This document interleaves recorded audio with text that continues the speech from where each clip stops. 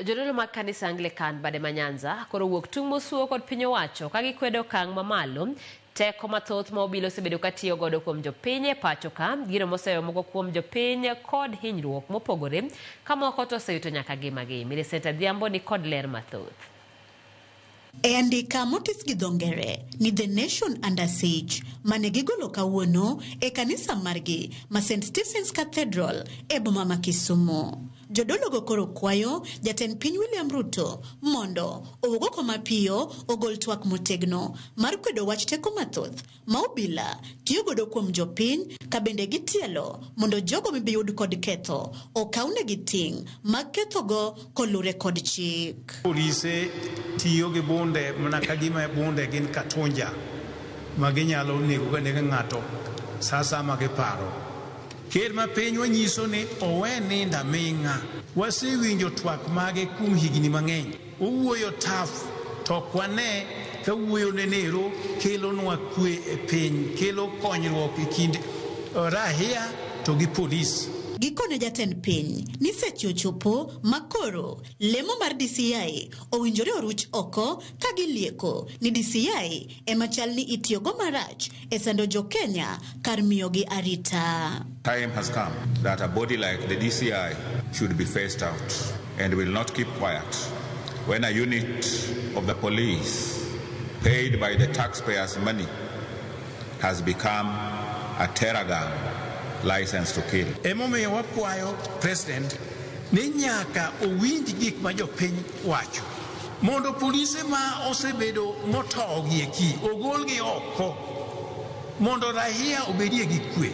Bende ne giseyo duol mar IPOA kuom yulo e tijgi mar manyo ne oganda ratiro e kindeni ma obila osebedo katiyo marach kod tekogi e hinyo jopiny. IPOA has failed Kenyans and it is seen as a toothless dog that can't bite but can talk louder enough to confuse the nation that it is working. Let all machineries of the state that are funded by the taxpayers be allowed to do their work without interference. Ewi mano gitielo ni ng'ata nigi ratiro mar loso pachoka ma ok owinjore ibuogo ngimane. Kata kamano gikwayo oganda mondo kik ti gi ratiro ma kamano marach e dhiro ayenje kod athua e kind oganda. An attempt to drive Kenyans the freedom of expression cushioned in our national constitution is an upfront dictatorship and here stand condemned. Social media ng'eny bende ji osetiyo kode marach mar yanyo jowetegi. Omiyo wakwayo ni kata wanyiso jo sirkal nowe jo Kenya thuolo. Ta wanyiso jo Kenya jopiny gibende giti gi social media e yo maber. Koro gidwaro mondo sirkal otiek wacho bila tiyo gi teko mathoth kuom minyo jopiny. Bende gitielo ni jotelo matiyo kod mondo jopiny e yo marach mondo miyowe ka ok gidwano siamwangi to gigwetao. Our appeal to you, Mr. President, is to rise up and show leadership by reigning sense over your officers.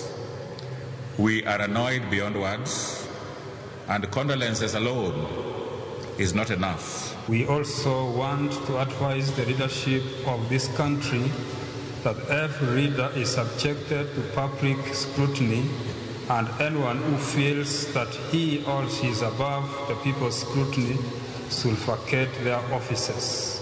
Millicent Adhiambo, Ramogi TV, Kisumu County.